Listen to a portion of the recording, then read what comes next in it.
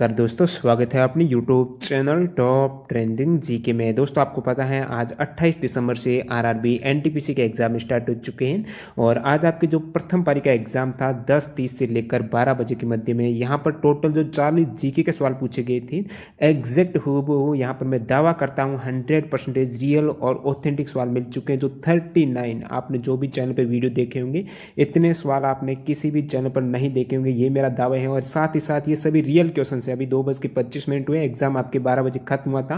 Video delay होने का कारण यही है कि रियल क्वेश्चंस मिलने में समय लग जाता है। बहुत से कैंडिडेट है जो टेलीग्राम से जुड़े हुए हैं, उन्होंने सारे क्वेश्चंस कंफर्म किए हैं और आप में से बहुत से कैंडिडेट है जो टेलीग्राम से जुड़े हुए वो फेक क्वेश्चंस भी भेजते हैं, तो उनको वेरीफाई करना पड़ता है कॉल पर। यहाँ पर अनिल कुमार से मेरी हाफ एन आवर बात हुई है, तो इसकी मैं रिकॉर्डिंग भी डाल दूंगा टेलीग्राम पर। उनका एडमिट कार्ड भी आज एग्जाम था, तो इस भाई ने सभी क्वेश्चन रियल बताए हैं। बाकी सभी भाइयों ने यहाँ पर अरुण कुमार है, प्रियंका, राजेश सैनी, अतुल कुमार, प्रिंकी यादव, नेहा ने रियल और ऑथेंटिक सवाल भेजे हैं। इनका बहुत बहुत धन्यवाद। आप भी अपने सेट में पूछे के सवाल भेज सकते हो। इसके लिए आपको टेलीग्राम से जुड़ना होगा। इसकी पीडीएफ फाइल आपको फर्स्ट प्लस सेकंड 2 शिफ्ट में जो एग्जाम है वो टेलीग्राम चैनल पर जल्दी डाल दी जाएगी। जब भी आपका सेकंड शिफ्ट का एग्जाम हो जाएगा तो टेलीग्राम चैनल से जरूर जुड़ जाना। बाकी जो भी आने वाले सेट में कैंडिडेट का एग्जाम है, आप इस चैनल पर जो भी सवाल मिलेंगे वो 100% रियल और ऑथेंटिक मिलेंगे और इसका प्रूफ मैं टेलीग्राम पर डाल दूंगा। दोस्तों जो रिकॉर्डिंग है, एडमिट कार्ड है, सारे के सारे रियल क्वेश्चन है। या फिर आप कमेंट सेक्शन में देख सकते हो, जिन भी कैंडिडेट का एग्जाम था वो कमेंट कर देना कि सारे सवाल रियल पूछे गए या फिर नहीं पूछे गए, ताकि और आने वाले सेट में जिन भी कैंडिडेट का एग्जाम है वो चैनल पर नहीं जुड़े हुए हैं उनको विश्वास नहीं, तो वहां से विश्वास हो जाएगा। बाकी जो पहले से जुड़े हुए हैं उनको पक्का विश्वास है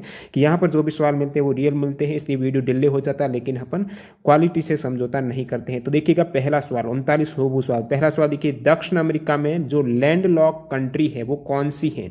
लैंड लॉक का मतलब स्थल रुद्ध देश। अब स्थल रुद्ध देश का मतलब चारों ओर से सिर्फ स्थल से घिरा देश को स्थल रुद्ध देश कहा जाता है, जैसे कि अफगानिस्तान हो जाएगा। तो इसमें आपके दक्षिण अमेरिका का पूछा है। टोटल विश्व में 47 स्थल रुद्ध यानी लैंड लॉक देश हो जाएंगे। दक्षिण अफ्रीका के 2 देश हैं, एक तो पैराग्वे और बोलिविया, जो कि दोनों ऑप्शन में थे, करेक्ट हो जाएंगे। पैराग्वे और बोलिविया दोनों ही लैंड लॉक कंट्री है दक्षिण अमेरिका की। सभी सवाल अपन एक्स्ट्रा फैक्ट से देखने वाले हैं, आने वाले एग्जाम के लिए इंपोर्टेंट हो जाते हैं। तो प्रमुख महाद्वीप की बात करूं तो उत्तरी अमेरिका और ऑस्ट्रेलिया के अंदर कोई भी स्थल रुद्ध देश नहीं है, ये भी इंपॉर्टेंट फैक्ट है। नेक्स्ट में देखिएगा, सवाल है बैंक ऑफ बड़ौदा के साथ किन बैंकों का विलय हुआ? हाल ही में जो एसएससी के आपके एग्जाम हो रहे थे तो मैंने बताया था कि जो बैंकों के विलय से 100% आने वाले शिफ्टों में क्वेश्चन आएगा। आज यहाँ पर पूछ लिया एनटीपीसी में, जो यहाँ पे करंट अफेयर्स के सवाल पूछे जा रहे हैं।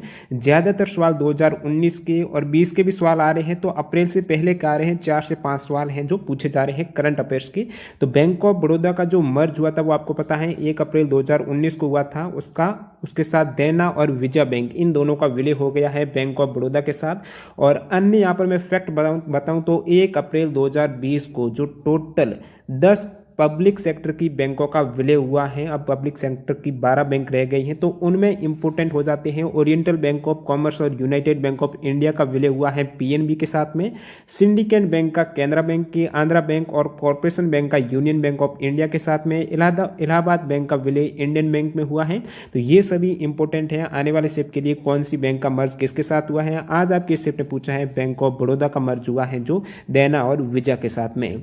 अगला सवाल देखिए, डीआरडीओ के द्वारा विकसित रॉकेट लॉन्चर कौन सा है? जो रक्षा अनुसंधान एवं विकास संगठन है उसके द्वारा विकसित जो रॉकेट लॉन्चर है, ऑप्शन में आपकी पिनाक था, बिल्कुल करेक्ट हो जाएगा। पिनाक जो मल्टी बैरल रॉकेट लॉन्चर है, ये डीआरडीओ के द्वारा विकसित है, भारतीय सेना के लिए ये तैयार किया गया है, जो कारगिल वार में इसे प्रयोग किया गया था।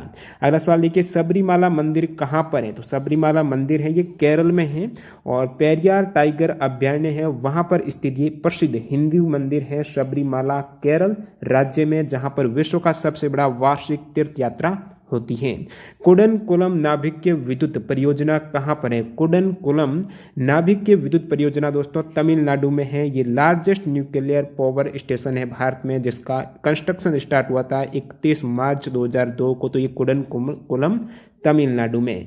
उबंटू क्या है? कंप्यूटर की बात करें तो 3 सवाल आज आपके पूछे गए हैं, उबंटू क्या है, और 40 में से 39 मिले हैं। ये कौन सा सवाल है? यदि आप में से किसी भी कैंडिडेट को पता है जिनका एग्जाम था वो कमेंट करके बता देना, मैं सेकंड सेट में उसको शामिल कर दूंगा। तो देखिए उबंटू की बात करें तो ऑपरेटिंग सिस्टम है, जैसे विंडो हो गया उसकी तरफ से उबंटू भी विंडो की तरह एक ऑपरेटिंग सिस्टम हो जाएगा, जो एक ओपन सोर्स ऑपरेटिंग सिस्टम है। ये लॉन्च हुआ था 20 अक्टूबर 2004 को और डेबियन लिनक्स के कोड के बेस पर बनाया गया है। उबंटू को डेवलप किया उस कंपनी का नाम है दोस्तों कैनोनिकल। नेक्स्ट में देखिए कौन सा स्थल दिल्ली में नहीं है, जो 4 ऑप्शन थे उसमें एक बुलंद दरवाजा भी था।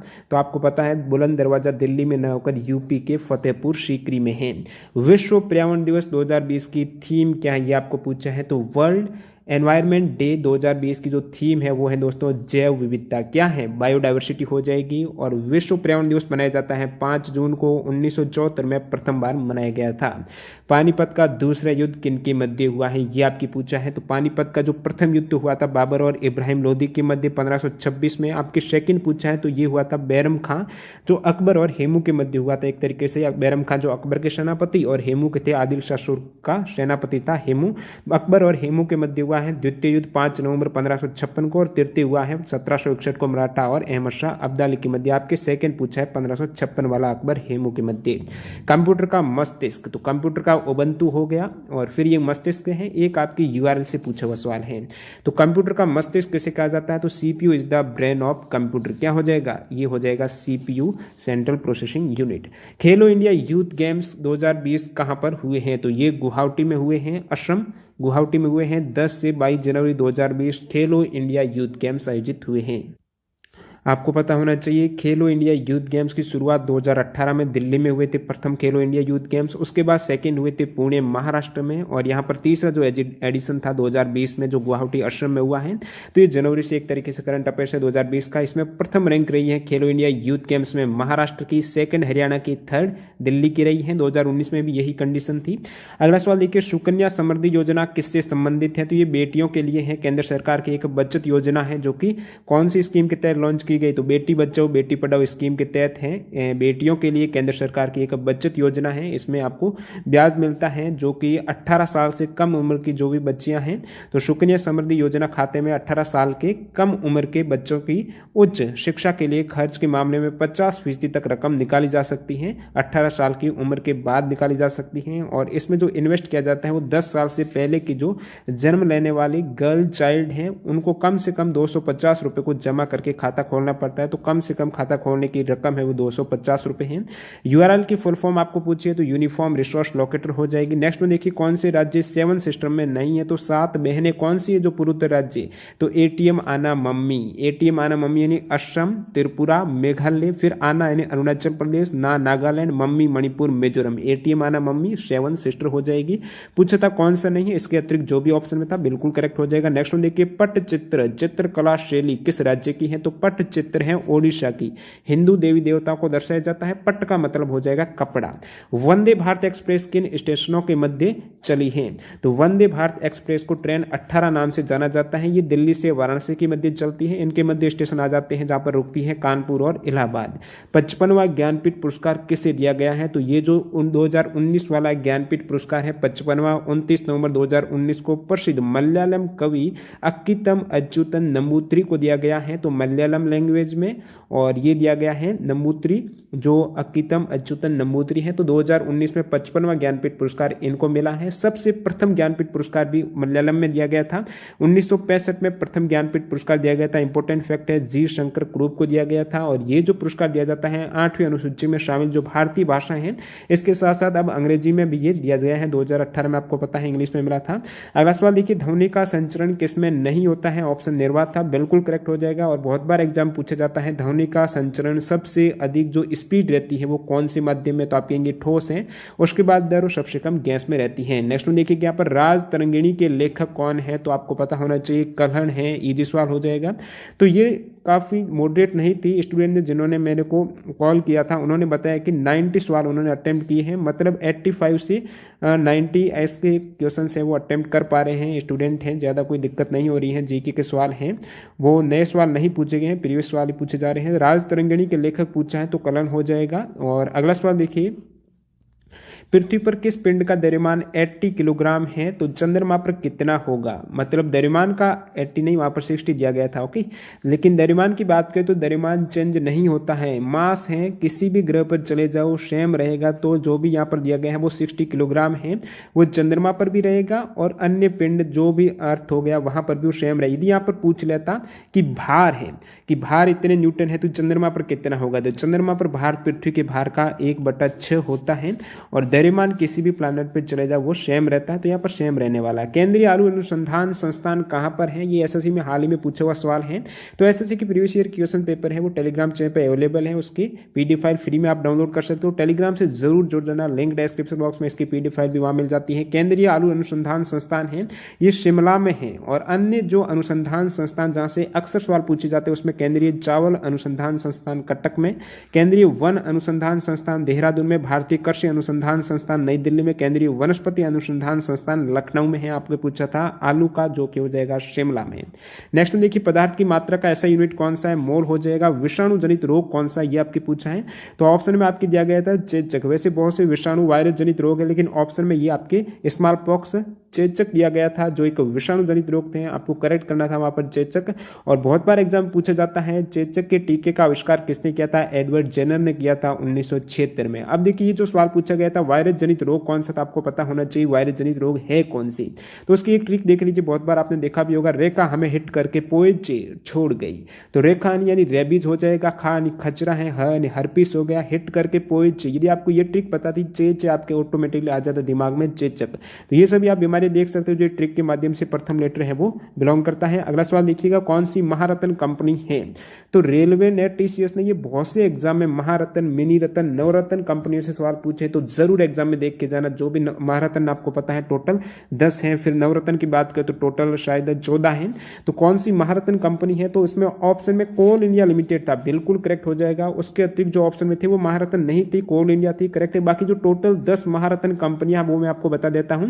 तो भारत हेवी इलेक्ट्रिकल लिमिटेड है, भारत पेट्रोलियम कॉर्पोरेशन लिमिटेड है, कोल इंडिया लिमिटेड है, गेल लिमिटेड है, हिंदुस्तान पेट्रोलियम कॉर्पोरेशन लिमिटेड हो जाएगी, इंडियन ऑयल कॉर्पोरेशन लिमिटेड है, एनटीपीसी हो जाएगी, तेल और प्राकृतिक गैस लिमिटेड है, फिर power grid corporation of India limited है, स्टील अथॉरिटी ऑफ इंडिया है। तो टोटल ये 10 जो भारत की महारत्न कंपनियां हैं, इससे आपके पूछा कौन सी है। बाकी 14 नवरत्न कंपनियां हैं।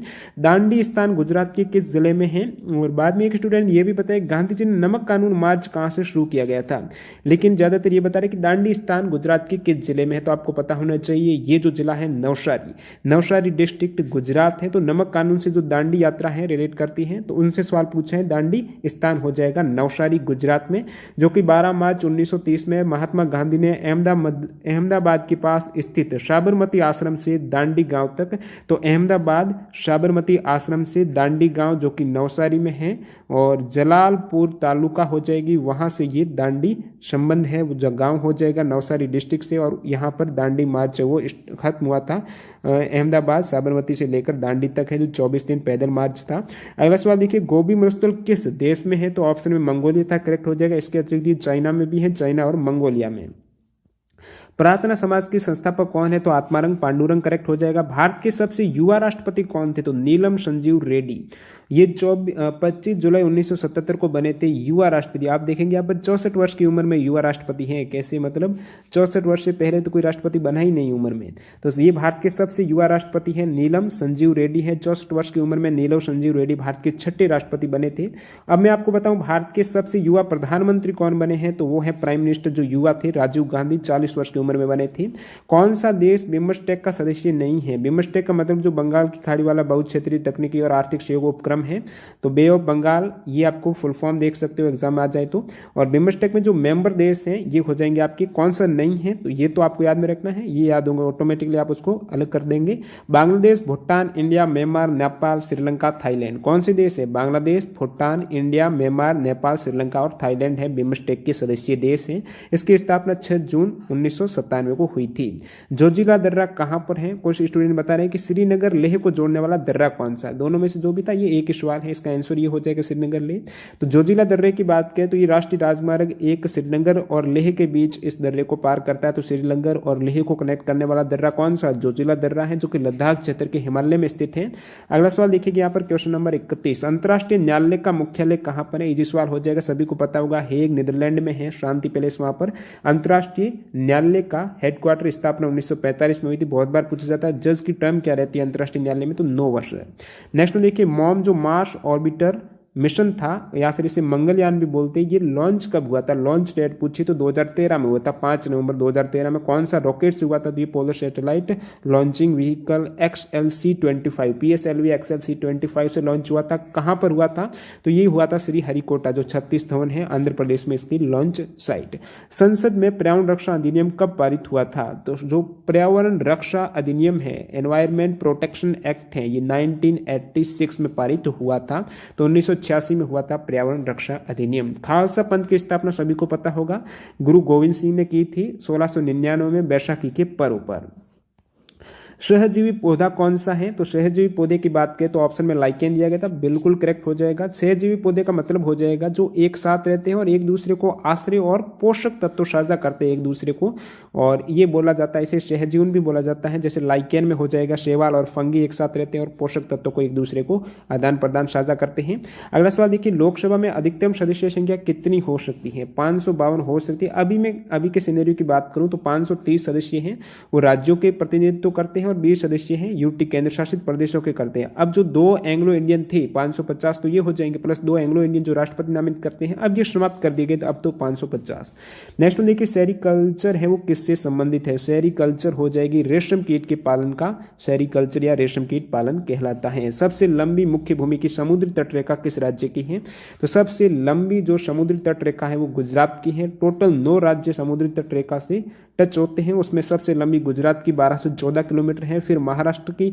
और मैं बात करूं सबसे कम समुद्री तटरेखा किसकी है, तो आप कहेंगे सबसे कम है गोवा की, 101 किलोमीटर है। सबसे ज्यादा किसकी? गुजरात की है। तो ये क्रम भी देख सकते हो, गुजरात के बाद कौन से राज्य की हो जाती है, तो वो हो जाएगी तमिलनाडु की, फिर आंध्रा की हो जाएगी, इस प्रकार फिर महाराष्ट्र, केरल, कर्नाटक, और सबसे छोटी तटरेखा गोवा की हो गई। और यहाँ पर ये पूछ लें कि प्रायद्वीपीय भारत में सबसे लंबी तटरेखा वाला राज्य, तो वो आंध्र प्रदेश हो जाएगा। ये टर्म आ जाए प्रायद्वीपीय भारत में, जिसकी लंबाई 970 किलोमीटर है आंध्र प्रदेश की तटरेखा की।